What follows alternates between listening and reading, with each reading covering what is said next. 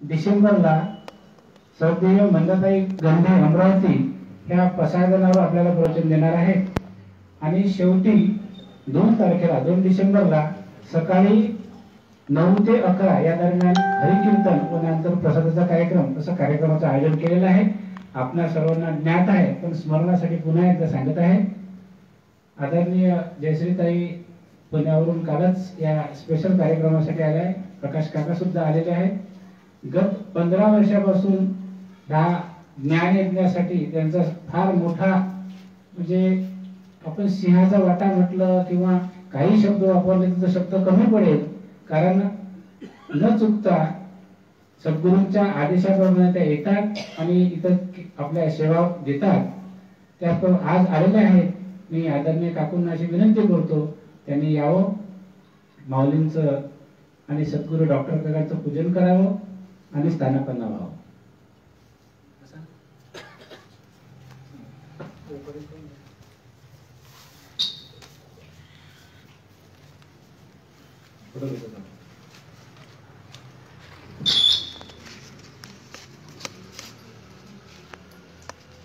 आदरणीय जयश्रीताई ज्ञानोबरायांचं पूजन करतायत।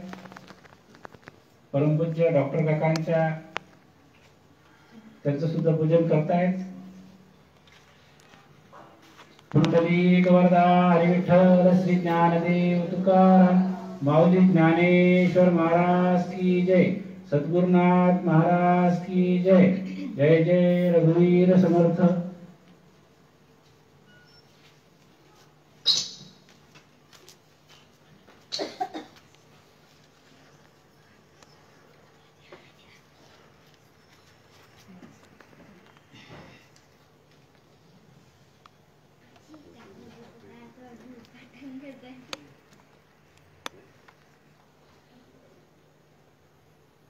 माऊलींचं पूजन झालेलं आहे, सद्गुरूंचे पूजन झालेलं आहे आणि आज कार्यक्रमाची सुरुवात करताना मी आदरणीय गीताबाई ताईला विनंती करतो, त्यांनी ज्ञानोबराचा कार्यक्रम असल्यामुळे आणि ज्ञानेश्वरीची पहिली ओवी ओम नमोचे अध्याय म्हणजे खऱ्या अर्थानं सुरुवात जे माऊलींनी केलेली आहे ते ओवी माऊलींची त्यांनी गायनाद्वारे सादर करावी अशी मी त्यांना विनंती करतो।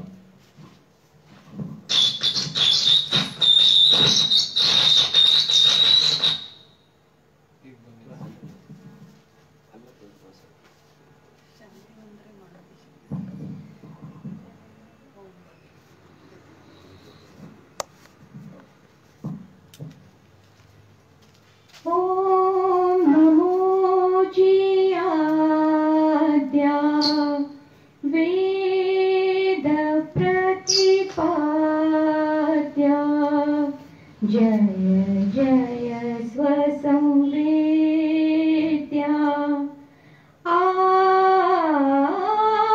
आत्मरूपा देवा तुझी गणेशु सकल मती प्रकाशु मणि निवृत्ती दासु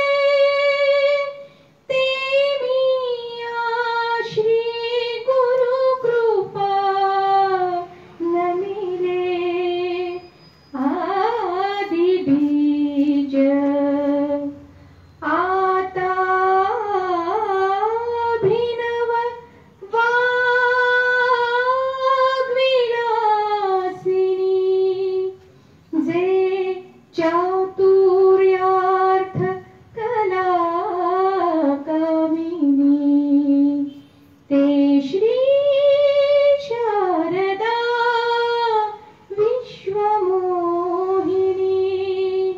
नमिली मिया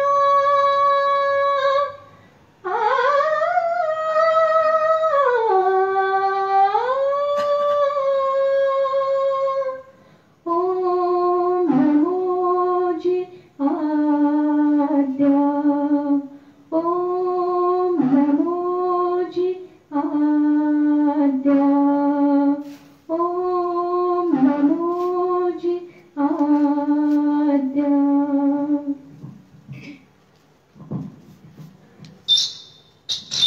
मांडलिक कृपाषेडातला पहिला शांती मंत्र आहे आपण सर्व म्हणून म्हणू.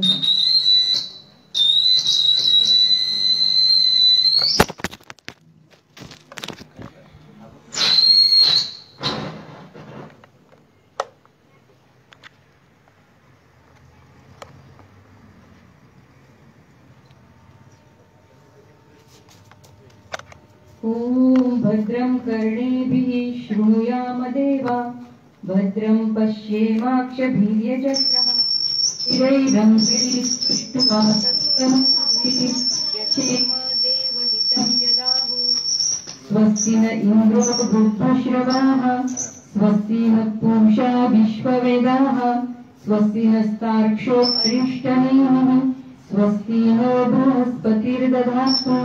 ओम शांति शांति शांति.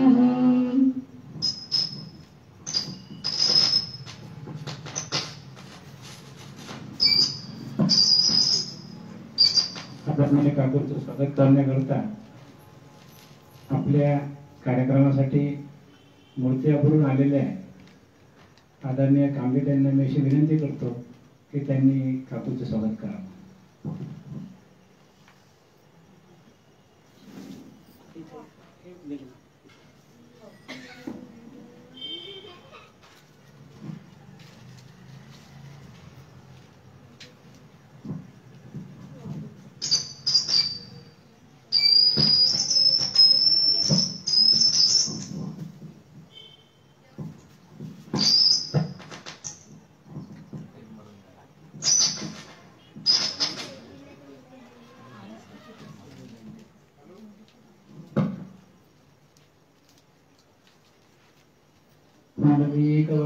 विठ्ठल श्री ज्ञानदेव तुकाराम माऊली ज्ञानेश्वर महाराज की जय.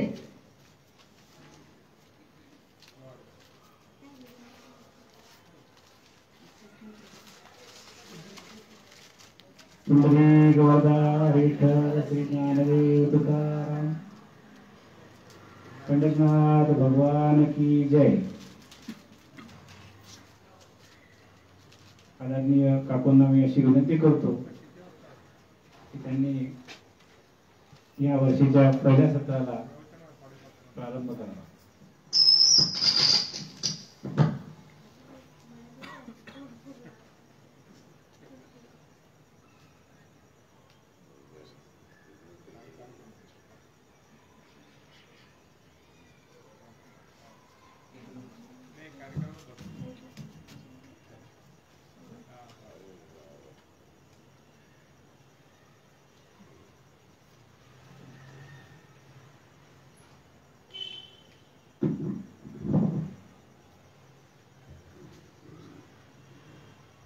जय जय रघुवीर समर्थ गणेश शारदाश्चैव सद्गुरु सज्जनस्तथा आराध्य दैवतं गुह्यं सर्वमे रघुनन्दन कृपा कटाक्षाशिये किरणे मोह समुद्राचे आटणे घडे जयत्या श्रीकृष्णे वंदू तया ते श्रीराम जयांचे करिता स्मरण होय सकल विद्यांचे अधिकरण ते वंदू या श्री चरण श्री गुरूंचे अलंकापुरी पुण्यभूमी पवित्र, जिथे नांदतो ज्ञान राजा सुपात्र, तया ठविता महापुण्य राशी. नमस्कार माझा श्री ज्ञानेश्वरासी. पुंडलिक वरदा हरी विठ्ठल, श्री ज्ञानदेव तुकाराम, पंढरीनाथ महाराज की जय. जय जय रघुवीर समर्थ.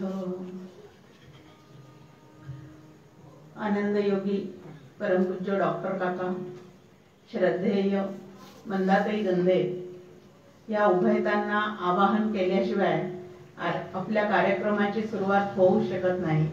त्या उभयतांना आवाहनही करते, मनपूर्वक वंदनही करते, ज्ञानेश्वर माऊलीला वंदन करते आणि भाग्यवान असणाऱ्या श्रोत्यांना मनपूर्वक अभिवादन करते. भाग्यवान कशासाठी म्हणत आहे मी आज, तर एक महामारीतून पूर्णपणे सुटून या ठिकाणी प्रवचनासाठी सगळ्याजणी उपस्थित आहे, सर्वजण उपस्थित आहे म्हणून एक. आणि दुसरं म्हणजे की 12-15 वर्षापासून उपनिषदांचा अभ्यास चिंतन आपल्या या ठिकाणी चालू आहे. आदरणीय इंगळे जे आहेत ते मनापासून या ठिकाणी आयोजन करतात आणि या वेळेला मी त्यांना विचारलं का हो 2 वर्षाची आपली या ठिकाणी आता गॅप झालेली आहे, मग विषय कुठला घ्यायचा. आणि एका मिनिटात ते मला म्हणले की पुढचं उपनिषद घ्यायचं. म्हणजे उपनिषद ऐकण्याची जी तळमळ आहे ती असणं हे महाभाग्यवंताचं लक्षण आहे. आणि म्हणून तुम्ही सर्वजण अतिशय भाग्यवान आहात. आणि उपनिषदाचं चिंतन ऐकण्यासाठी मला श्रोतृवर्ग मिळतो म्हणून मी पण महाभाग्यवान आहे. अन्यथा या ठिकाणी उपनिषदासारखा विषय ऐकण्यासाठी कोण जमणार आहे. पण आपलं 6वं उपनिषद आता चालू आहे. ईशावास्य उपनिषद, केनोपनिषद, कठोपनिषद, प्रश्नोपनिषद आणि मुंडक उपनिषद हे 5 उपनिषद या ठिकाणी सांगण्याचा, चिंतन करण्याचा आपण सगळ्यांनी प्रयत्न केलेला आहे. त्यामुळे आत्मा म्हणजे काय, ब्रह्म म्हणजे काय, माया म्हणजे काय, जीव म्हणजे काय या संकल्पना सगळ्यांच्या इतक्या स्पष्ट झालेल्या आहेत की फारसं विवेचन करण्याचं मला कामच पडणार नाही.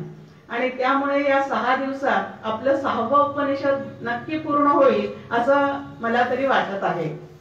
आता आपण शांती मंत्र सगळ्यांनी ऐकलेला आहे. कुठल्याही उपनिषदाला सुरुवात करताना पहिल्यांदा शांती मंत्र म्हणण्याचा एक प्रघात आहे, शिष्टाचार आहे. उपनिषद सुरू करण्यापूर्वी आणि उपनिषद पूर्ण झाल्यानंतर हा शांती मंत्र म्हटला जातो. अनेक उपनिषदांमध्ये वेगळ्या वेगळ्या तऱ्हेचे शांती मंत्र आहेत, पण सगळ्या मंत्रांच्या शेवटी मात्र एक गोष्ट कॉमन आहे आणि ती म्हणजे ओम शांती शांती शांती असं त्रिवार शांती या ठिकाणी म्हटलं जातं. आता कित्येक वर्षापासून आम्ही उपनिषद वाचतो आहोत, शांती मंत्र म्हणतो आहोत किंवा आपल्या घरात सुद्धा एखादा कुठला कार्यक्रम असेल, म्हणजे धार्मिक कार्यक्रम असेल तर त्या ठिकाणी ओम शांती शांती शांती असा उच्चार केला जातो. खरोखरीच आपल्याला शांती मिळालेली आहे का, की म्हणतोय आपण पण शांती मिळालेली आहे का. म्हणणं तर सुरू आहे पण अंतःकरणाला तेवढी शांतता प्राप्त झालेली आहे की नाही. तर असा आपण विचार केला तर अजून सुद्धा अस्वस्थता, अशांतता हेच आमच्या चित्तामध्ये अखंडपणे दाटलेलं असतं. मग आता हा शांती मंत्र जो आपण म्हणतो, डॉक्टर काका नेहमी म्हणतात की श्रीवार शांती शांती शांती असं म्हटल्याने शांती प्राप्त होत नसते. मग शांती मिळाली पाहिजे, शांती मिळावी म्हणून आपण परमेश्वराकडे, श्री गुरूंकडे, ऋषी मुनींकडे प्रार्थना करायला पाहिजे. पण त्याचबरोबर आपली पण एक जबाबदारी आहे की अशांतीचे कारण काय काय आहेत आणि ते माझ्या चित्तातून घालवण्यासाठी मला काय पद्धतीने विचार करावा लागेल. हा विचार जो आहे तो आपण सगळ्यांनी केला पाहिजे. आता शांती मंत्र म्हणण्यामागचा उद्देश काय आहे हे जर आपण लक्षात घेतलं, समजून घेतलं तर शांती मंत्र म्हणतानाच आपल्याला एक वेगळा असा अनुभव किंवा कशासाठी आपण काय करत आहे हे लक्षात यायला सुरुवात होईल. आता हा शांती मंत्र का म्हटला जातो, एक आपल्या समोर नेहमीचं उदाहरण आहे की आपण घर बांधतो घर बांधल्यानंतर आधी वास्तुशांती करतो आणि वास्तुशांती केल्यानंतर त्या घरात राहायला जातो. आता वास्तुशांती करूनही त्या घरात राहणारे जे कोणी कुटुंब आहे ते शांत असतातच असं मात्र नाही. मग आता वास्तुशांती करून जसं घरात राहायला जायचं असतं तसं चित्ताची शांती करून उपनिषदाचा अभ्यास करायचा असतो. हे आपण लक्षात घ्यायचं की अगदी गहन असणारा विषय, आत्मा नावाचं तत्व अतिशय सूक्ष्म असं आहे आणि त्याला आपल्याला वैचारिक दृष्ट्या गवसणी घालायची आहे, तर आपली बुद्धी सुद्धा शांत असायला पाहिजे, स्थिर असायला पाहिजे, मन जे आहे ते पवित्र असायला पाहिजे. त्याशिवाय उपनिषदातल्या विचारांमध्ये तुमचा आमचा प्रवेश होऊ शकत नाही.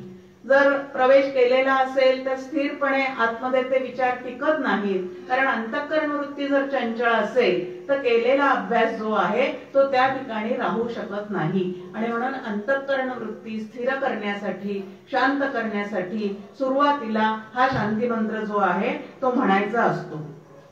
आता शांतीपाठ आपल्या समोर का करायचा आहे त्याचा एक उद्देश आपण पाहूया की कुठलंही सत्कार्य ज्या वेळेला कोणीही करायला सुरुवात करतो त्यावेळेला दुष्कर्म करताना विघ्न येत नाहीत, पण सत्कर्म करणाऱ्याच्या मागे मात्र अनेक विघ्नांचा ससेमिरा जो आहे तो लागलेला असतो. आणि म्हणून या विघ्नांचा, प्रतिबंधांचा काय व्हावा, बिमोड व्हावा, ते आपल्या मार्गामध्ये येऊ नयेत. आणि म्हणून शांती मंत्र जो आहे तो शांती मंत्र आपण मनापासून काय करायचं आहे तर त्या ठिकाणी म्हणायचं आहे. त्यानंतर दुसरी गोष्ट आहे की शारीरिक स्थिती जर आपली उत्तम नसेल, म्हणजे आरोग्य उत्तम नसेल, तर आपल्याला शांतपणे कधीतरी विचार करता येईल का? 60 नंतर ज्या वेळेला आपण या अभ्यासाला सुरुवात करतो त्यावेळेला 6 अहम ऐवजी आपले गुडघेच आपल्याला अहम अहम जाणीव देतात की गुडघे दुखत आहे, डोकं दुखत आहे, पोट दुखत आहे, कान दुखत आहे. असं सगळे अवयव ज्या वेळेला अहम अहम करून आमच्या समोर नाचायला लागतात त्यावेळेला सोहमचा विचार जो आहे तो कुठल्या कुठे आमच्या मनातून पूर्णपणे दूर निघून जातो.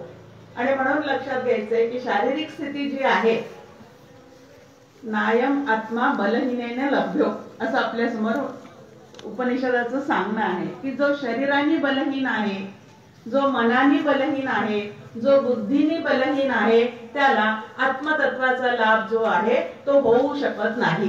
आणि म्हणून सर्व तऱ्हेचं बल मला प्राप्त व्हावं. आता प्राप्त व्हावं अशी प्रार्थना पण करायची आहे आणि ते प्राप्त व्हावं म्हणून जे करायला पाहिजे तेही व्यावहारिक सत्तेत करायला हवंच, ते लक्षात घ्यायचं आहे की नाही तर नुसतंच प्रार्थना केली म्हणजे माझं आरोग्य छान टिकेल, नुसतीच प्रार्थना केली म्हणजे माझी बुद्धी स्थिर होईल असं नाही. तर त्यासाठी सुद्धा तुम्हाला आम्हाला काय करावं लागतात तर प्रयत्नच करावे लागतात. आणि म्हणून आरोग्य व्यवस्थित राहावं. किती तऱ्हेचं आरोग्य? एक शारीरिक आरोग्य, दुसरं मानसिक आरोग्य आणि तिसरं बौद्धिक आरोग्य. हे 3 जर आपले व्यवस्थित नसतील तर त्या ठिकाणी आपल्याला आत्मतत्वाचा विचार जो आहे तो व्यवस्थितरित्या करता येणार नाही. आणि म्हणून शांती मंत्र म्हणण्याची काय आहे तर आवश्यकता आहे.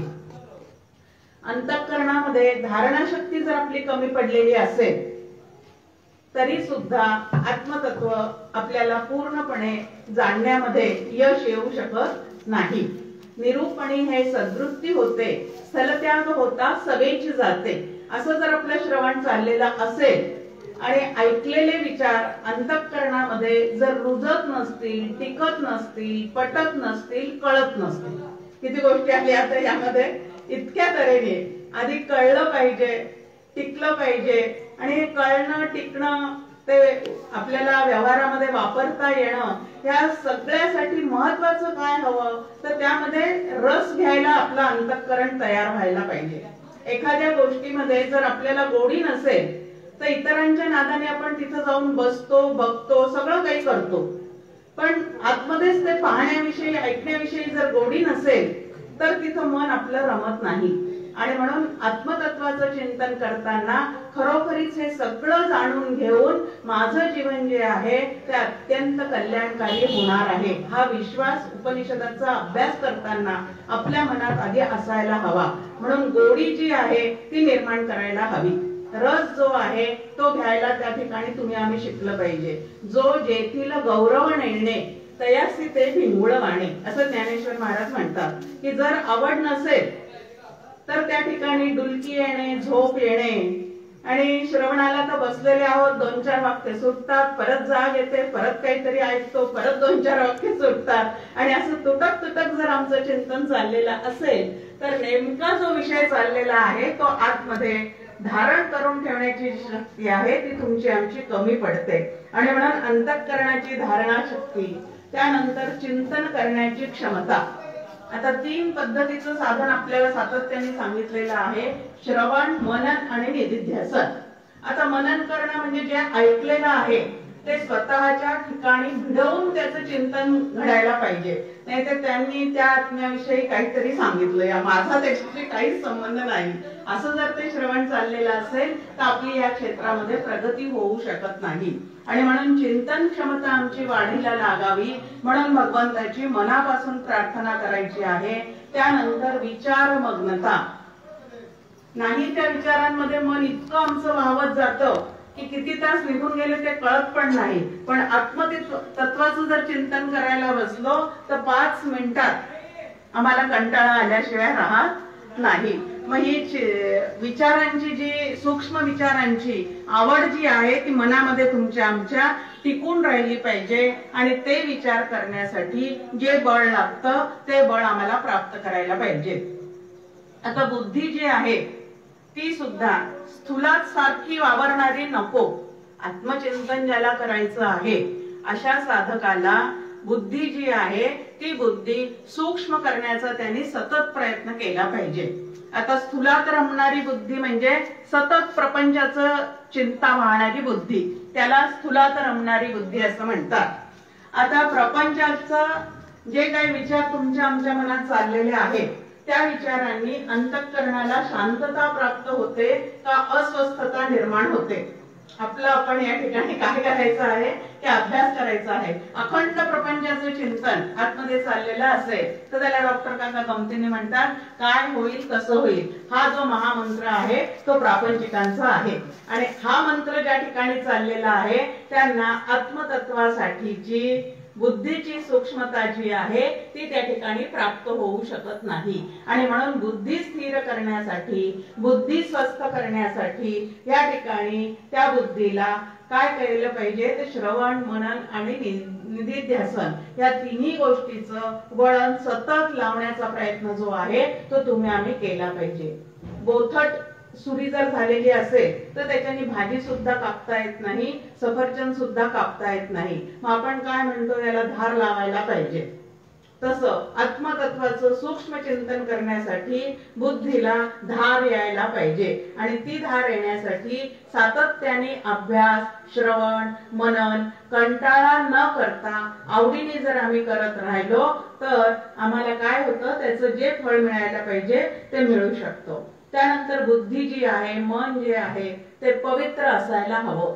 आपण काय पाहतो आहोत, शांती मंत्र कशासाठी म्हणायचा आहे हे सगळं मला कमवायचं आहे. जो जो शांती मंत्र म्हणतो त्याने इतक्या गोष्टी ज्या आहेत त्या काय करायच्या आहेत तर कमवायच्या आहेत. म्हणून ती आमची बुद्धी जी आहे ती पवित्र असावी लागते, मन पवित्र असावं लागतं, शुद्ध असावं लागतं. नाहीतर एक तासभर प्रवचन ऐकायचं, त्यानंतर वाटेल तसं वागायचं, वाटेल तसं बोलायचं, असं जर साधकाचं चाललेलं असेल तर तो कुठंतरी भरकटलेला असतो. आणि म्हणून त्यांची वाणी पण पवित्र पाहिजे, बुद्धी सुद्धा पवित्र पाहिजे आणि मन सुद्धा पवित्र पाहिजे. अति दुसऱ्याचं चिंतन केलं की आमचं मन जे आहे ते बिघडायला सुरुवात होते. आता आम्ही आमच्या मुलाबाळांचं चिंतन करायचं नाही का, त्यांच्याविषयीचं कर्तव्य करायचं नाही का. आता कर्तव्य करणं हा भाग वेगळा आणि अकारण त्यांच्या विचारामध्ये वाहवत जाणं हा भाग वेगळा. आणि या दोन्ही गोष्टी ज्या आहेत त्या आमच्या अंतःकरणामध्ये कशा पद्धतीने चाललेल्या आहेत.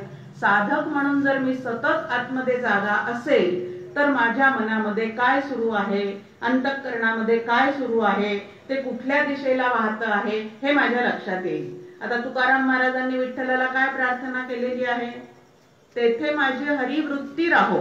मी माझी वृत्ती तिथं ठेवेल असं म्हटलेलं नाही, कारण आपलं मन जे आहे ते इतकं बलवान आहे, नको त्या गोष्टीमध्ये जाण्याच्या मागे अतिशय बलवान आहे, म्हणून मी माझं मन तिथं ठेवेल असं ते म्हणत नाही. तर भगवंताला प्रार्थना केलेली आहे की बाबा रे, मन रूपी जी माया आहे ती माझ्याच्याने आवरता येणार नाही, ती फक्त तूच आवरू शकतो. आणि म्हणून तुला प्रार्थना आहे की माझ्या अंतःकरणाच्या चारी वृत्ती, बुद्धिवृत्ती, मनवृत्ती, चित्तवृत्ती आणि अहमवृत्ती, चारीच्या चारी वृत्तींचा ओघ कोणीकडे पाहिजे, तर समचरण दृष्टी विटेवरी साजिरी, तेथे माझी हरिवृत्ती राहो. समर्थ सुद्धा रामरायाला प्रार्थना करतात, अचपळ मन माझे नावरे आवरिता. मी माझं ते आवरून ठेवी असा अभिमान आला की ते अजून बळकलेलंच राहतं. आणि म्हणून त्या ठिकाणी काय आहे की ज्याचं आहे त्याला ते अर्पण करायचं आणि त्याला त्या ठिकाणी काय म्हणायचं आहे की तूच हे आवरू शकतो. आणि म्हणून सतत माझं अंतःकरण तुझ्या ठिकाणी राहू दे.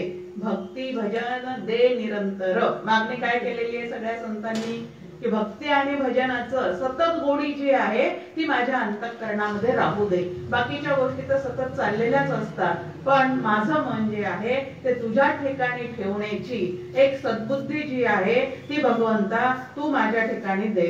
आणि त्यानंतर मन, बुद्धी, चित्त हे सगळं परमार्थासाठी अनुकूल करून घ्यावं लागतं. थोडे आहे चित्त साह्य घालिया. हा परमार्थ तुम्हाला आम्हाला अतिशय अवघड असा वाटतो, ते आपल्याला जमणारच नाही असं वाटतं.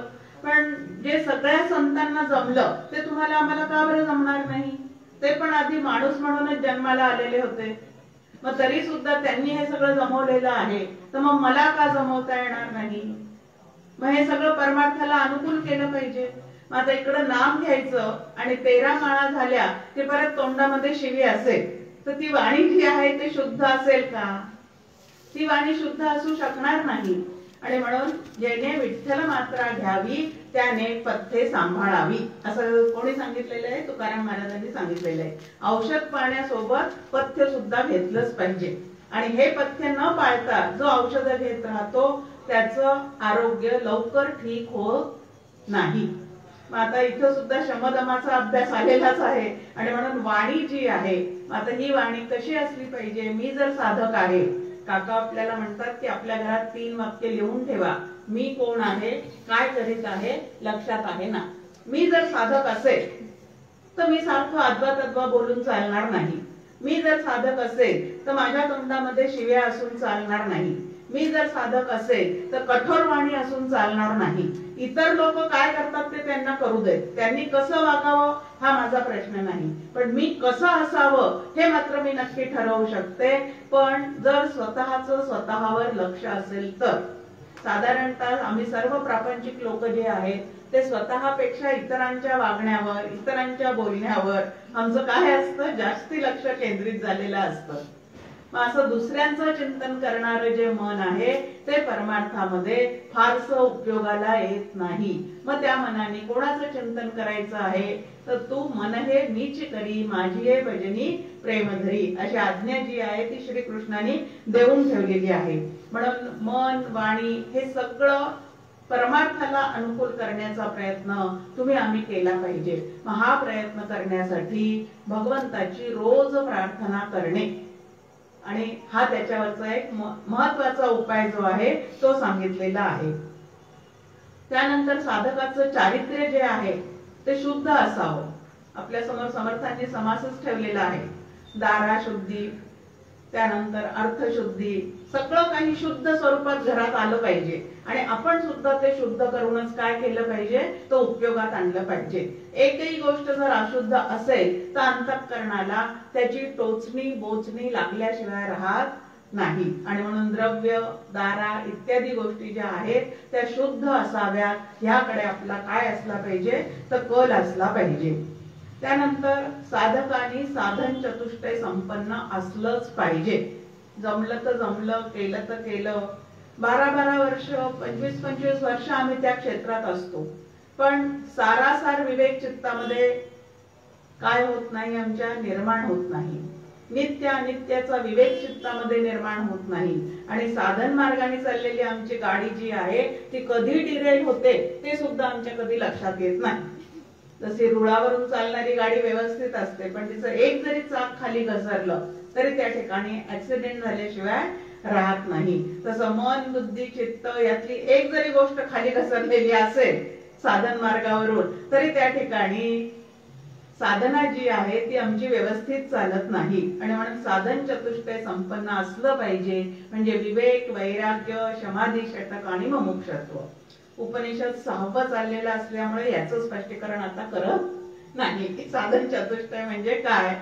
तर अगदी महत्वाचं की नित्य अनित्य काय आणि पारमार्थिक विवेक शंकराचार्यांनी आपल्या सगळ्यांसमोर मांडून ठेवलेला आहे. ब्रह्म सत्य, जगन मिथ्या, जीवो ब्रह्मैव ना पराहा. की ब्रह्म नावाचं जे तत्व आहे ते अत्यंत शुद्ध आहे, स्वच्छ आहे, निर्मळ आहे. आणि मग जर माझं अंतःकरण कसं करायचं असेल तर ज्याच्या सहवासात मन राहतं हळूहळू ते त्या पद्धतीचं होतं. मग अत्यंत पवित्र, अत्यंत शुद्ध काय आहे तर ज्याला वाच्यार्थाने विठ्ठल, वाच्यार्थाने राम, वाच्यार्थाने कृष्ण म्हणतात तेच ब्रह्मस्वरूप आहे. म्हणून अखंड त्याच्या अनुसंधानात राहता राहता मन बुद्धी आमचं काय होऊ शकतं तर स्थिर होऊ शकतं, पवित्र होऊ शकतं, शुद्ध होऊ शकतं. आणि म्हणून वाणीचं वळण जे आहे ते नीट नेटकं करण्याचा म्हणजे एक आयुष्यभराचा तो एक मोठा प्रकल्प आहे. नुसतं वाणीला वळण लावायचं असेल तर. मग आता याच्यावरून कल्पना करा की मन बुद्धी या सगळ्याच गोष्टी जर शुद्ध आणि स्वच्छ करायच्या असतील. आता जगातल्या लोकांच्या कशा आहेत ते आम्ही पाहायचं नाही. डॉक्टर काका नेहमी म्हणतात जग जसं आहे तसं चालायचं आहे. आता पाणी कितीही गढूळ असलं तरी आपल्या पुरतं फिल्टरने ते स्वच्छ करून पिता येतं की नाही, त्या पद्धतीने आपल्या पुरतं आपण सगळं शुद्ध आणि स्वच्छ करण्याचा जो आहे तो प्रयत्न केला पाहिजे. आता साधन चतुष्टय संपन्न कशासाठी व्हायचं तर उपनिषदात सांगितलेले जे काही धर्म आहेत, जे आत्म्याचं वर्णन केलेलं आहे तोच आत्मा जर मी असेल तर माझ्या ठिकाणी ते सगळं अंगीभूत होण्यासाठी म्हणून मला हा जो प्रयत्न आहे तो करायलाच पाहिजे. काकांची एक छान ओवी केनोपनिषदामध्ये आपण अभ्यासली आहे. शमदमाची काठी, वैराग्याची जडीबुटी आणि गुरुवाक्य काखोटी सांभाळीत जावे. साधकांनी या मार्गावर जाताना एवढ्या गोष्टी त्याच्याजवळ पाहिजे. आता लांबून प्रवास करायला येताना पाण्याची बाटली सोबत पाहिजे, थोडस भूक लाडू सोबत पाहिजे, थंडी असेल तर स्वेटर सोबत पाहिजे. ही जशी तयारी करतो तसं इकडं आत्मतत्वाचं अनुसंधान टिकवायचं आहे, आत्मरूप व्हायचं आहे. तर आम्हाला काही गोष्टी ज्या आहेत त्याची तयारी नक्कीच करावी लागेल. आणि त्या तयारीसाठी शमदमाची काठी, वैराग्याची जडीबुटी आणि गुरुवाक्य काखोटी सांभाळीत जावे. म्हणजे अखंड त्याचं चिंतन जे आहे, मनाला आवरणं जे आहे ते काम जे आहे ते आपलं आपणच करायला पाहिजे. रांगत्या मुलाला ज्या पद्धतीने आई सतत आवरत असते, नको त्या ठिकाणी जाण्याचा त्याचा स्वभावच असतो, आकर्षण असतं आणि तिकडं ते धावतच असतं. पण असं धावणारं मूल कुठं पडू नये, कुठं त्याला लागू नये, कुठं त्याला पोळू नये म्हणून जसं आई त्याला सारखी आवरत असती तसं माझ्या मनाला मी सतत आवर घालणे याला साधना असे म्हणतात. साधनेची एक छान व्याख्या आपल्या समोर येते की साधना म्हणजे नेमकं काय करायचं आहे. तर ह्या पद्धतीचं साधन की मन जर भरकटताना दिसत असेल आणि आपण जर त्या बाबतीत सावध असू तर आपलं मन जे आहे ते सतत आवरून ठेवायचं आहे आणि त्याला भगवंताच्या चरणाकडे वाहत जे आहे ते ठेवायचं आहे. त्यानंतर हा शांती मंत्र किंवा या शांती मंत्राचं पठण करणं, त्यानंतर ते सतत म्हणणं हे कशासाठी आहे तर ईश्वराची आणि श्री गुरूंची कृपा प्राप्त झाल्याशिवाय आपल्याला परमार्थामध्ये प्रगती साधता येत नाही. आता ही प्रगती साधायची असेल तर त्या दोघांची प्रसन्नता पाहिजे. म्हणजे ते अप्रसन्न आहेत का. दुसरं आपल्या समोर येतो की ते अप्रसन्न आहेत का, की मी प्रार्थना केल्यानेच ते प्रसन्न होणार आहेत का. असं अजिबात नाही, ते अखंड प्रसन्नच आहेत. मग अखंड प्रसन्न असणारे जे आहेत त्यांच्या मनात आपल्याविषयी एक संकल्प निर्माण व्हायला पाहिजे आणि तो म्हणजे हा मनापासून साधना करणारा आहे ह्याचं आता कल्याण होऊ दे. आपण साधना करताना दिसत असू तर असा संकल्प निर्माण होईल. आता एरवी सुद्धा सगळ्या जीवांचं कल्याण होऊ दे अशीच प्रार्थना संतांची आहे. मग समर्थ रामदास स्वामी असो, नाहीतर ज्ञानेश्वर माऊली असो, विश्वस्वधर्म सूर्य पाहू असं त्यांनी पसायदान मागितलेलं आहे. कल्याण करी रामराया, सगळ्या लोकांचं कल्याण होऊ दे असं समर्थांनी पण मागणं मागितलेलं आहे. तसंच आमचे श्री गुरु जे आहेत किंवा आमचं आराध्य दैवत जे आहे ते सतत आमचं कल्याण करणारच असतं. पण तरी सुद्धा व्यक्तिगतरित्या मला सुद्धा त्यांच्या प्रसन्नतेचा काही लाभ झाला पाहिजे आणि ती प्रसन्नता मला प्राप्त व्हावी याच्यासाठी मनापासून शांती मंत्र करून त्यांना प्रार्थना करायची आहे. ते प्रसन्नच आहे, पण त्या प्रसन्नतेचा लाभ जो आहे तो मलाही व्हावा म्हणून. वीज सगळीकडे उपलब्धच आहे, पण ती माझ्या घरात यावी म्हणून प्रयत्न करावे लागतात की नाही.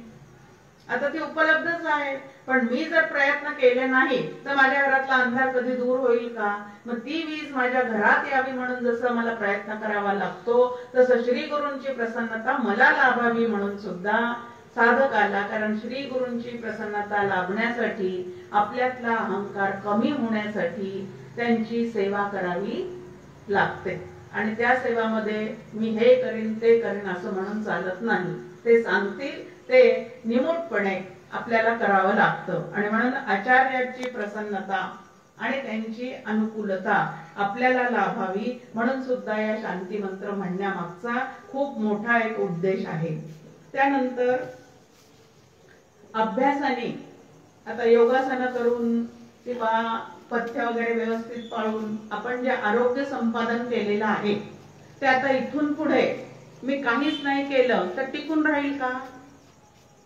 तसंच बुद्धीच्या आरोग्याचं आहे. म्हणून नित्य नियमाने त्यामध्ये थोडं तरी राहण्याचा प्रयत्न केला पाहिजे. आता एक तास ध्यान करू आम्ही असं नाही, ते आम्हाला जमणार नाही. पण नियमाने 1 मिनिट बसायला काही बिघडणार आहे का आमचं.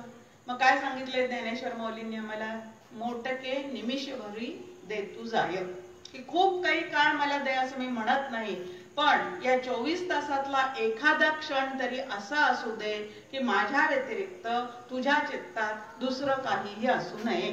आता हे अवघड आहे, सांगणं सोपं आहे, पण प्रत्यक्ष तसा प्रयत्न करणे आणि एक क्षणभर तसं बसणं हे अत्यंत अवघड आहे. पण तशी नित्याची सवय केल्याशिवाय, काका म्हणतात अशी सवय तुम्ही रोज करा, आत्मवारी करण्याचा तुम्ही रोज प्रयत्न करा.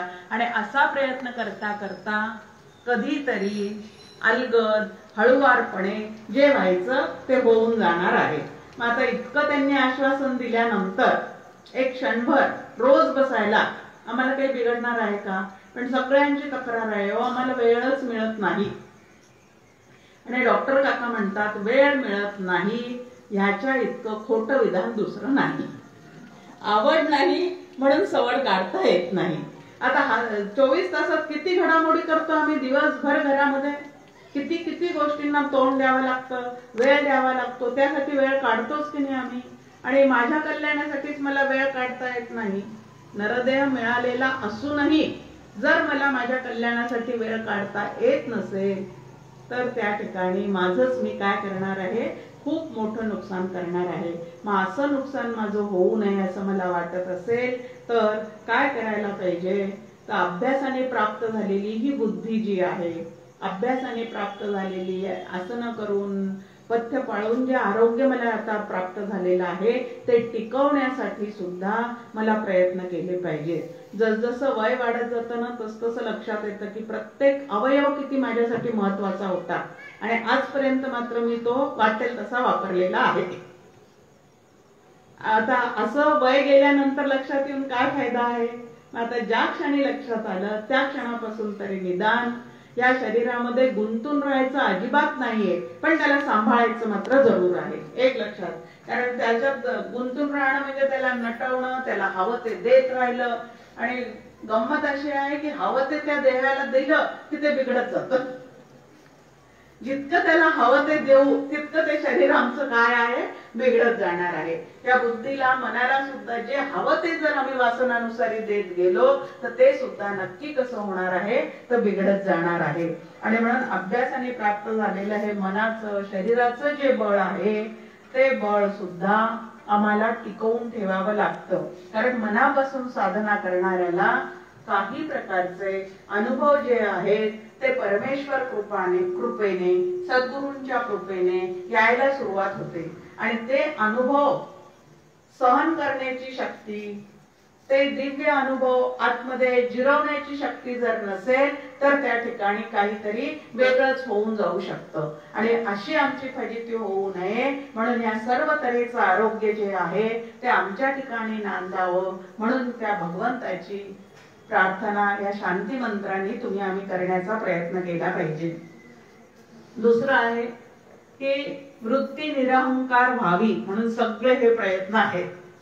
आता ज्या वेळेला आम्ही दुसऱ्याची कोणाची तरी प्रार्थना करतो त्यावेळेला त्याच्यापेक्षा आम्ही कनिष्ठ आहोत, त्याच्यापेक्षा आम्ही लहान आहोत, आमच्यापेक्षा कोणीतरी श्रेष्ठ आहे असा विचार जो आहे तो तुमच्या आमच्या मनामध्ये राहतो. आणि मी कोणाचीच प्रार्थना करणार नाही, मी कोणालाच जुमानणार नाही, मी कधी कोणाला नमस्कार करणार नाही, ह्या पद्धतीने ज्या ठिकाणी ते अहंकार वाढत चाललेला असतो तो अहंकार मात्र परमार्थामध्ये आम्हाला प्रगतीमध्ये खूप मोठा अडथळा आहे, खूप मोठा प्रतिबंध आहे. आणि हा अडथळा दूर करण्यासाठी म्हणून भगवंताची रोज क्षणभर तरी प्रार्थना करण्याचा प्रयत्न जो आहे तो तुम्ही आम्ही केला पाहिजे. आता ही प्रार्थना कोणाकोणाची करायची आहे तर भगवंत आराध्य दैवत जे तुमचं आमचं आहे त्याच्याजवळ रोज प्रार्थना करा. आपल्या श्री गुरूंजवळ आपल्या कल्याणाची रोज प्रार्थना करा. त्यानंतर आशीर्वाद त्यांनाच मागा. आणि तो आशीर्वाद कुठला मागायचा आहे? व्यावहारिक आशीर्वाद तर आपल्याला मागता येतातच. काय काय मागतात लोक? म्हैस हरवली सापडू दे, मुलीचं लग्न ठरू दे, यांची बढती होऊ दे, या गोष्टी तर आपल्या प्रारब्धानुसार होतच जाणार आहे.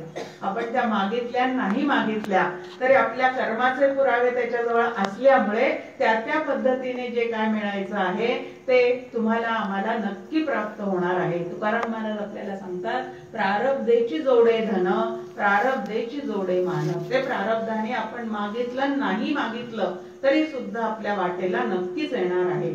मग भगवंताजवळ मागायचं काय आहे? चौपदी पाहावी आपण समर्थांनी लिहिलेली उपासनेतली. म्हणजे भगवंताजवळ काय मागायचं असतं ते आपल्या लक्षात येतं. कोमळ वाचा मागितलेली आहे, विद्या वैभव मागितलेला आहे आणि ह्याच्या जोडीला उदासीनता मागितलेली आहे. नाहीतर विद्या वैभव खूप आणि त्याचा अहंकारही खूप, मग उपयोग काय आहे त्याचा? काहीच उपयोग नाही. पावन भिक्षा मागितलेली आहे, आत्मनिवेदन मागितलेलं आहे, सज्जनांची संगती मागितलेली आहे. मग मागायचंच झालं भगवंताला तर काय मागायचं हे सुद्धा संतांनी रचून ठेवलेल्या काव्याच्या माध्यमातून तुम्हाला आम्हाला लक्षात घेता येतं. आणि खरोखरी आपली साधना जर व्यवस्थित चाललेली असेल तर भगवंताची प्रार्थना करता करता त्याच्याकडे जे मागणं आहे तेही असं भव्य दिव्य होऊन जाऊ शकतं. म्हणून त्याच्याकडे मागायचं काय आहे तेही लक्षात घ्यायचं, प्रार्थना करायची, त्याचे आशीर्वाद आपण हे करायचे. लहानपणापासून आपण म्हणतो की मोठ्यांना नमस्कार केला की त्यांचा आशीर्वाद आपल्याला प्राप्त होतो. आणि सगळ्यांच्या आशीर्वादाने, सगळ्यांच्या शुभेच्छेने आपल्या जीवनात या मार्गात येणारे जे अडथळे आहेत, जे प्रतिबंध आहेत, ते प्रतिबंध जे आहेत ते कमी कमी होत जातात. आणि ज्ञानाचा मोठा जो काही प्रतिबंध ज्ञान मार्गात आहे तो जर कुठला असेल तर तो अहंकाराचा आहे. ज्ञानी याचे झोंबी कंठी असं ज्ञानेश्वर माऊली आपल्याला म्हणतात की अज्ञानाच्या पाठीमागे तो लागत नाहीये अहंकाराचं भूत. मग कोणाच्या मागे लागतं? तो जो स्वतःला ज्ञानी समजतो, हुशार समजतो, मी यूं आहे, मी त्यूं आहे अशी जो सतत बडबड करतो त्याच्या मागे मात्र हे अहंकाराचं भूत जे आहे ते त्याच्या मानगुटीवर बसून राहतं. आणि माझ्या ठिकाणी तसं होऊ नये असं वाटत असेल तर भगवंताला म्हणायचं, काही दे किंवा नको देऊ पण मला अहंकारी मात्र होऊ देऊ नको बाबा. बाकी काही मिळालं नाही मिळालं तरी चालेल पण अहंकार जो आहे तो मात्र देह सापेक्ष, बुद्धी सापेक्ष, परिस्थिती सापेक्ष असणारा अहंकाराचा ताठा माझ्या ठिकाणी कधीही निर्माण होऊ देऊ नये. नम्र झाला भूता तेणे कोंडिले अनंता. असं ज्ञानेश्वर माऊली आपल्याला सांगतात की सर्व भूतांच्या ठिकाणी नम्रता प्राप्त झाली की तिथं भगवंत भेटल्याशिवाय राहत नाही. समर्थही आपल्याला सांगतात राखावे बहुतांचे अंतर भाग्य येते तदनंतर. आता प्रत्येकाशी अभिमानाने ताठाने वागणाऱ्याला लोकसंग्रहाचं भाग्य येऊ शकतं का? येऊ शकत नाही. पण ज्याचा अभिमान गलित झालेला आहे त्याच्या मागे मात्र अनेक जण काय होतात, त्याची इच्छा असो नसो पण लोकसंग्रहाच्या प्रारब्धाला त्याला काय करावं लागतं, तर तोंड द्यावंच लागतं. मग ही प्रार्थना कशासाठी आहे, तर एवढ्या गोष्टी कमावण्यासाठी हा त्याचा मागचा काय आहे, तर प्रार्थना करण्यामागचा उद्देश आहे. आणि म्हणून शांती मंत्र म्हणताना अगदी मनापासून या सगळ्या गोष्टी माझ्या ठिकाणी याव्यात म्हणून आणि उपनिषदांच्या विचारांमध्ये माझ्या अंतःकरणाला सहजतेने प्रवेश करता यावं, ते विचार धारण करता यावेत, टिकवता यावेत. आणि असे धारण केले, टिकवले तर कधीतरी ते यूज द सिस्टीम होऊन जाऊ शकतात. आणि यूज द सिस्टीम झाल्याशिवाय गेट द रिझल्ट नाही, हे आपण कायमचं लक्षात ठेवलं पाहिजे. आणि मग प्रत्येक उपनिषद मंत्राच्या नंतर ओम शांती शांती शांती, 3 प्रकारची शांती त्या ठिकाणी मागितलेली आहे. मग आता 3 प्रकारची शांती म्हणजे कशा कशाची शांती करायची आहे, आध्यात्मिक, आधिभौतिक आणि आधिदैविक असे जे 3 प्रकारचे ताप तुम्हाला आम्हाला नरदेहात धरून आलेल्या किंवा सगळेच जीवांच्या मागे हे 3 प्रकारचे जे ताप लागलेले आहेत ते ताप नष्ट होण्यासाठी काही तप करावं लागतं. एक लक्षात घ्यायचं की ताप नष्ट होण्यासाठी तप करायचं असतं. मग ते तप कसं आहे, तर आता आध्यात्मिक देहाची म्हणजे आध्यात्मिक शांती करायची असेल तर देह म्हणजे मी आहे ही कल्पना कितीही जरी अनेक जन्मापासून माझ्या अंतःकरणात रुजलेली असली तरी मी देह आहे ही चुकीची कल्पना चित्तातून काढून टाकल्याशिवाय मी ब्रह्म आहे असा निश्चय बुद्धीचा होऊ शकत नाही. अनेक जन्माच्या या संस्कारामुळे ती देहबुद्धी जी आहे ती दृढ झालेली आहे, घट्ट झालेली आहे. आणि जितकी घट्ट झालेली आहे तितकी ती उकडून टाकण्यासाठी प्रयत्न करावे लागणार आहेत. रणपिसे नगरमध्ये आम्ही राहत होतो त्यावेळेला आमच्या अंगणामध्ये एक बदामाचं झाड होतं आणि खूपच त्रास व्हायचा. पानगळही खूप म्हणजे पाने खूप पडायचे, बदामही त्याचे खूप पडायचे, त्याच्यावर चिलट बसायचे. शिवाय शाळा सुटली की रस्त्याने जाणारे येणारे जे पोरं आहेत ते त्याला दगड मारून मारून ते बदाम घेण्यासाठी त्यांचा आटापिटा चाललेला असायचा. लक्षात आलं की या बदामाच्या झाडाच्या सावलीपेक्षा सुद्धा इतर त्रासच खूप आहेत, तेव्हा ते काढून टाकलं पाहिजे.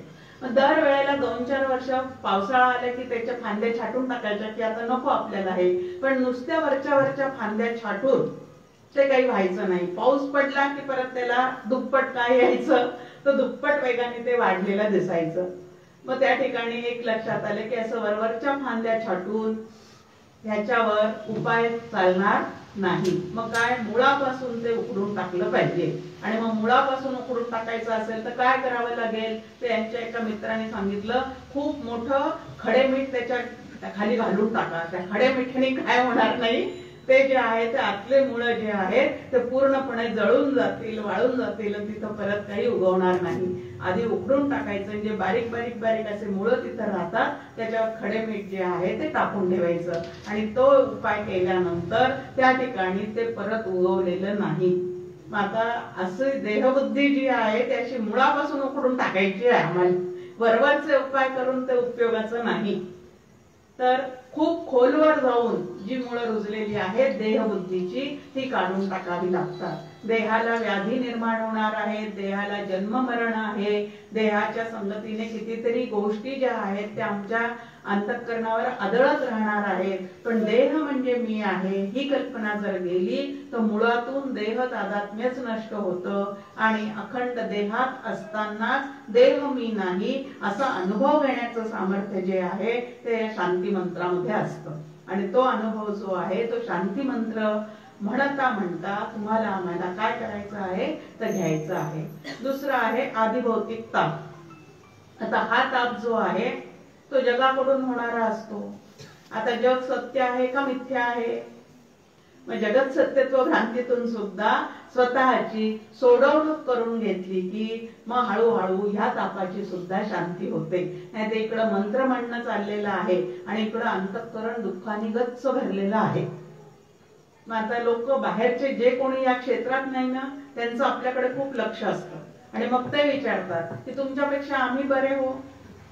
तुम्ही 15-15 वर्ष हे सगळं ऐकताय, पारायण करताय, निरूपण ऐकताय, निरूपण करताय, पण तरी सुद्धा दुःख नावाची गोष्ट जर तुमच्या अंतःकरणातून किंचितही दूर होत नसेल तर मग तुम्ही केलंच काय, साधलंच काय. त्याच्यापेक्षा खाओ पिओ ऐश करो ही आमची जिंदगी काय आहे तर बरी आहे असं बाहेरचे लोक आपल्याला सुनावतात. मग आता परमार्थ करणाऱ्यावर जबाबदारी काय आहे की त्याच्या आचरणातून हे त्याचा प्रचार आणि प्रसार व्हायला आवश्यक आहे. तिसरी आपल्या समोर म्हणजे जगत सत्यत्व भ्रांतीतून स्वतःची सुटका करणे हा एक भाग आहे. आता जग सत्य आहे का मिथ्या आहे. सुरुवातीलाच आपण म्हणलं की शंकराचार्यांनी विवेक आपल्या समोर ठेवलेला आहे की ब्रह्म नावाचं एकच तत्व सत्य आहे कारण ते त्रिकाला बाधित आहे आणि जग जे आहे ते मात्र परिवर्तनशील आहे, क्षणाक्षणाला बदलणार आहे आणि म्हणून ते कसं आहे आभासिक आहे, मिथ्या आहे. म्हणून मिथ्या जगाला सत्य समजणं सोडून दिलं की आदिभौतिक तापाची काय होऊन जाते, शांती होऊन जाते. आणि तिसरी जी शांती आपण मागितलेली आहे ती आहे आदिदैविक शांती. स्वर्ग नरकाच्या कल्पना, त्यानंतर शुभ अशुभाच्या कल्पना यामुळे अंतःकरणाला जो त्रास होतो त्याला आदिदैविक ताप असं म्हटलेलं आहे. आता स्वर्ग आणि नरक या दोन्ही सुद्धा शेवटी काय आहे, स्वर्ग सुख सुद्धा कसं आहे भगवद्गीतेत आपल्या समोर सांगितलेलं आहे. क्षीणे पुण्ये मर्त्य लोकम विशंती. हे इतके यज्ञ करून अगदी बिनचूक यज्ञ केल्यानंतर स्वर्गात जायला मिळतं. आता तिथं गेल्यानंतर सुद्धा पूर्ण आनंद रूप आपण होतो का तर पुण्याचा, शुद्ध पुण्याचा साठा आहे, सत्कर्माचा साठा आहे, तोपर्यंत तिथं राहायला मिळतं. पण तेही पुण्य जे आहे ते जर क्षीण झालं तर गॅसचा फुगा जसा गॅस संपल्यावर खाली आदळतो तसं आम्ही सुद्धा परत मृत्यू लोकातच येतो. तसं नरक यातना सुद्धा जोपर्यंत त्या पापाने भरलेला घडा आमच्या सोबत आहे तोपर्यंत त्या भोगाव्या लागतात. पण ते तिथलं पाप संपलं की परत आम्हाला या मृत्यूभूमीवर यावंच लागतं. मग असं अपडाऊन करण्यापेक्षा काय आहे ते दोन्ही सोडून द्यायचं आणि शुद्ध पुण्य गाठी घेऊन ब्रह्मरूप होऊन राहायचं. मग ब्रह्म नावाचं तत्व, आत्मा नावाचं तत्व हेच माझं स्वरूप आहे असं ज्याच्या लक्षात येतं आधी शब्दांच्या साह्याने लक्षात घ्यायचं. त्यानंतर अखंड त्याचं चिंतन करता करता कधीतरी खरंच मी ते आहे असं होऊन जातं आणि ते झालं की या तिसऱ्या प्रकारची जी शांती आहे ती होऊन जाते. पंत बाळेकुंद्रीकर महाराजांचा एक अभंग आहे, स्वस्थ केले गुरुने मजला स्वस्थ केले. आता स्वस्थ केले म्हणजे काय केलं, स्वस्वरूपाच्या ठिकाणी स्थित केलं, कायमचं त्या ठिकाणी माझं मन त्यांनी ठेवून दिलं. आणि त्यांनी ठेवून दिलं म्हणजे त्यांनी सांगितल्याप्रमाणे मी प्रयत्न केले, हे महत्वाचं आहे. नाही तर गुरुकडे जायचं आणि तुम्हाला जे करायचं ते तुम्ही करा, आम्ही मात्र जसेच्या तसे राहणार, असं जर हे चाललेलं असेल तर तसं होणे कदापिही शक्य नाही. आणि म्हणून प्रार्थना म्हणता म्हणता, शांतीची मागणी करता करता अशांतीची कारण आपणच आपली शोधून काढायची आहेत. आणि ह्या अशांतीतून बाजूला होण्यासाठी संतांनी कुठले कुठले विचार दिलेले आहेत ते विचार त्या त्या जागी वापरता आले की ही शांती जी आहे ती तुमच्या आमच्या चित्ताला मिळून जाणार आहे. वास्तुशांती त्या मानाने खूप सोपी आहे. 4 ब्राह्मण बोलवून त्यांना बडबड करायला लावायची, ती वास्तुशांती होऊन जाते. पण चित्त शांती जी आहे त्या चित्त शांतीसाठी मात्र संतांनाच आवाहन करावं लागतं. आणि संतांना आवाहन करावं लागतं म्हणजे त्यांच्या विचारांना आवाहन करावं लागतं. आणि त्यांचे विचार अंतःकरणामध्ये जितके जास्त जोपासू, दृढ धरू आणि त्या त्या प्रसंगाला त्या वेळेला त्या विचारांच्या साह्याने अविचाराला काटशह देऊ. बुद्धिबळाचा खेळ आहे हा सगळा कसा आहे, बुद्धिबळाच्या खेळासारखा आहे की त्या अविचारांच्या समोर आपले सद्विचार ठेवून त्यांना मागे मागे सारता सारता कधीतरी आम्ही या ब्रह्मविचारामध्ये, ब्रह्मरसामध्ये अत्यंत आवडीने ज्या वेळेला बुडत राहू, डुंबत राहू, त्यावेळेला मी ब्रह्म आहे हा अनुभव जो आहे तो तुम्हाला आम्हाला नक्की येऊ शकतो. आणि म्हणून ज्ञानेश्वर माऊली आपल्याला म्हणते, जेणे भ्रांतीपासून हिरतले गुरुवाक्ये मन धुतले, मग आत्मस्वरूपी घातले रोवून घ्या. की भ्रांती समजून देणार आहे. त्यानंतर माझं मन कुठल्या भ्रांतीत अडकलेलं आहे त्याची तपासणी मात्र कोणाला करावी लागणार आहे. आता डॉक्टर औषध गोळ्या लिहून देतात. लिहून दिल्यानंतर आपण त्या बाजारातून आणतो. डॉक्टर रोज घरी येऊन पाहतात का तू घेतला का सकाळचा डोस, दुपारचा डोस घेतला का, संध्याकाळचा डोस घेतला का, ते घरी येऊन पाहतात का. ती जबाबदारी तर आपलीच आहे. तसं श्री गुरु आपल्याला साधना देणार आहे, संत आपल्याला विचार देणार आहे. त्यानंतर जबाबदारी कोणाची आहे? साधनेचे डोस घेण्याची. ज्या साधनेचे डोस जे आहेत ते घेण्याची जबाबदारी कोणाची आहे? आमचे श्री गुरु आम्हाला दोनदा ध्यानाला बसायला सांगतात. त्यांना काय जातं, आम्हाला वेळच नाही. असं जर आम्ही म्हणत राहिलो तर आमची प्रगती होणार आहे का? बाकी काही हो की न हो, पण ती साधना करणं हे माझं आता, मी जर अनुग्रह घेतला असेल तर ते आद्य कर्तव्य आहे.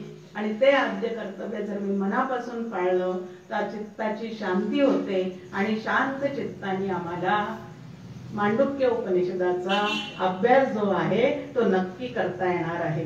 आता हे मांडुक्य उपनिषद जे आहे त्यामध्ये मंत्र फक्त 12च आहेत. पण त्या 12 मंत्रावर गौडपादाचार्यांनी म्हणजे शंकराचार्यांचे जे श्रीगुरु आहेत त्या श्रीगुरूंनी कारिका म्हणजे अजून मंत्र, ते आधीचे 12 मंत्र व्यवस्थित समजावेत म्हणून त्यांनी जे स्पष्टीकरणात्मक कारिका लिहिलेले आहेत त्या मात्र जवळजवळ 251 आहेत. आणि या सगळ्याचा अभ्यास जो आहे तो या 6 दिवसात तुम्हाला आम्हाला करायचा आहे. आता त्या 4 प्रकरण, या ग्रंथामध्ये 4 प्रकरण आहेत. पहिलं प्रकरण जे आहे त्याला आगम प्रकरण असं म्हटलेलं आहे. त्यामध्ये जे आहे ते हे 12 जे श्लोक आहेत श्रुती माऊलींनी सांगितलेले ओंकारा संबंधीचे, ते सगळे श्लोक त्याच्यामध्ये आहे. दुसरं जे आहे ते वैतथ्य प्रकरण, म्हणजे हे संपूर्ण दृश्य जगत कसं मिथ्या आहे, त्यामध्ये कसं तथ्य नाही, ते कसं नाशिवंत आहे, त्याचा चित्तातून कसा त्याग करायचा आहे, हे आपल्याला वैतथ्य प्रकरणामध्ये शिकायला मिळणार आहे. आणि त्यानंतर अद्वैत प्रकरण नावाचं एक प्रकरण आहे. आणि सगळ्यात महत्वाचं श्रेष्ठ असणारा जो अजातवाद आहे तो अजातवाद या उपनिषदामध्ये तुम्हाला आम्हाला समजून सांगण्यात आलेला आहे. आता तो अजातवाद कुठपर्यंत समजून सांगितलेला आहे? मी जीव आहे, माझा जीव त्याच्यावर फार लागलेला आहे, असं जो जो स्वतःच्या जीवाला अतिशय कुरवळतो त्याला या ठिकाणी सांगितलेलं आहे की जीव नावाचं तत्व निर्माणच झालेलं नाही. इथपर्यंत या ठिकाणी अद्वैताची मांडणी अतिशय सुंदर पद्धतीने आपल्याला या ग्रंथामध्ये पाहायला मिळणार आहे. आणि चौथं जे प्रकरण आहे ते अलात शांती नावाचं प्रकरण आहे.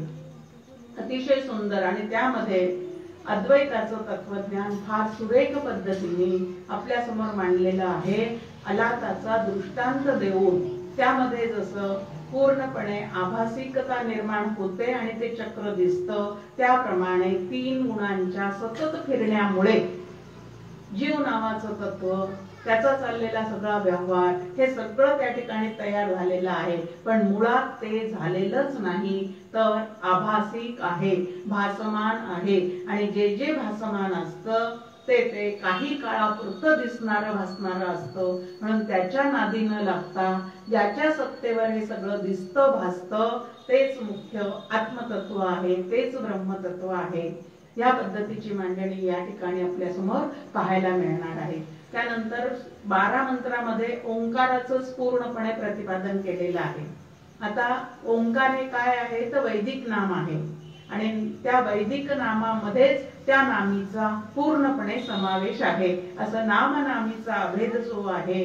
त्यानंतर जीव आणि जग यांचा सुद्धा काय आहे म्हणजे व्यष्टी आणि समष्टी यांच्यामध्ये सुद्धा ते अभेद तत्व जे आहे तेच पूर्णपणे भरून राहिलेलं आहे.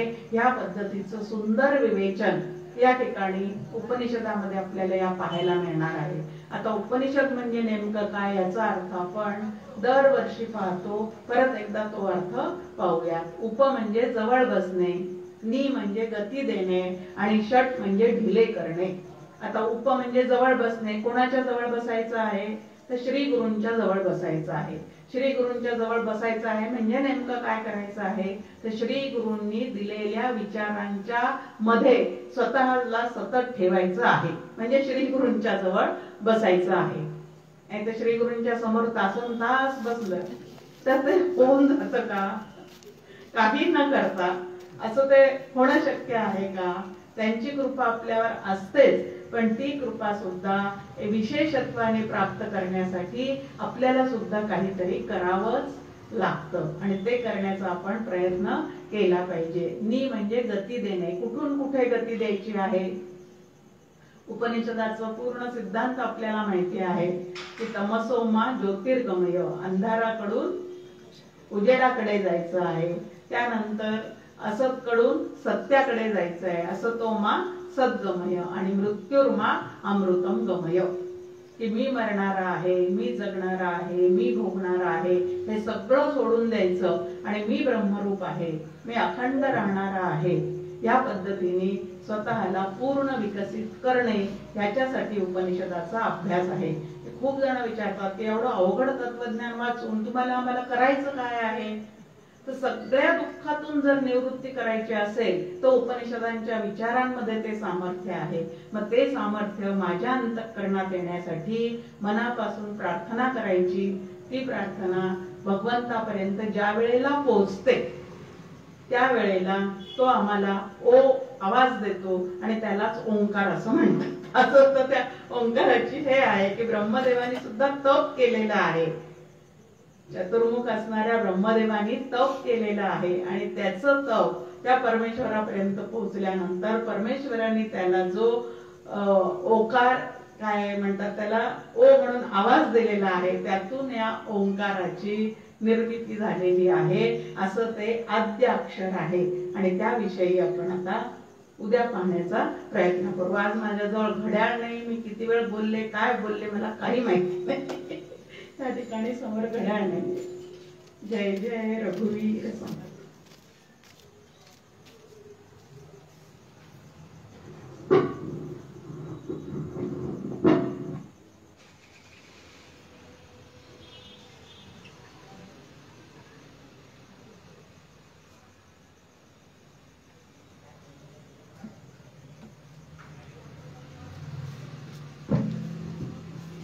मांडुक्य उपनिषदाचा ग्रंथ प्रवेश आज काकोनी एक त्याची एक चौकट, घरातून आत जाण्याची जी चौकट असते ते त्याच्यामध्ये विषय काय आहे, नेमकं काय सांगितलेलं आहे फार विस्तृतपणे सांगितलं.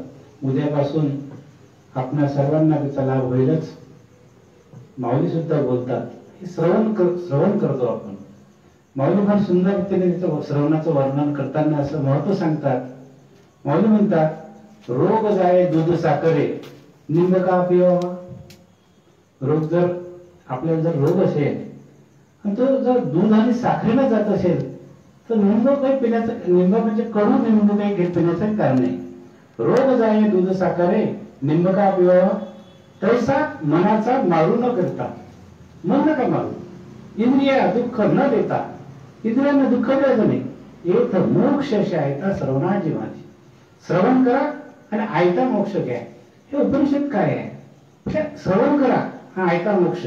डॉक्टर काकांनी अत्यंत सोपा जे माऊलींनी कार्य केलं ते सद्गुरूंचं कार्य आहे. उपनिषद आपल्याकडे जो आता आपण जे ऐकताय त्या उपनिषद नाव सुद्धा माहित नाही हो, पण डॉक्टर काकांची कृपा एवढी आहे की त्यांनी ते मराठीत केले. नवे तर तसे प्रवचन करा माऊलींनी तयार करून आपल्यापर्यंत पाठवले. फार मोठी उपलब्धी आपल्याला डॉक्टर काकांनी दिली. म्हणून माऊलींचं म्हणणं यथार्थ आहे. रोग जाय दूध साखरे निंब का पिवावा, तैसे मनाचा मारू न करता, इंद्रिया दुःख न देता, एक मोक्ष शायता श्रवणाची माझी. म्हणून आपण श्रवण करायला उद्या सुद्धा याच वेळेत या. उद्या सकाळी म्हणजे 12 वाजता आपल्या प्रवचनाला सुरुवात होईल, आपल्या पारायणाला सुरुवात होईल आणि 12 ते 3 पर्यंत आपण संपूर्ण ज्ञानेश्वरीचं पारायण करूया.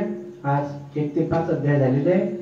आता मी आदरणीय मित्रदेवांना विनंती करतो त्यांनी यावं आणि प्रसादन सादर करावं.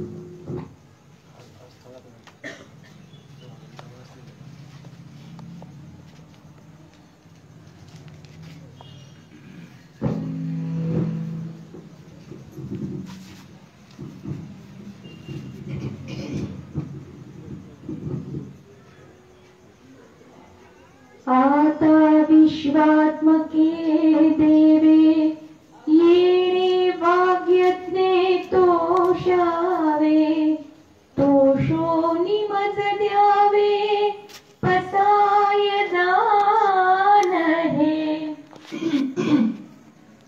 जे खळांची व्यंकटी सांडो तया सत्कर्मी रती वाढो भूता परस्परे जडो मैत्र जीवांचे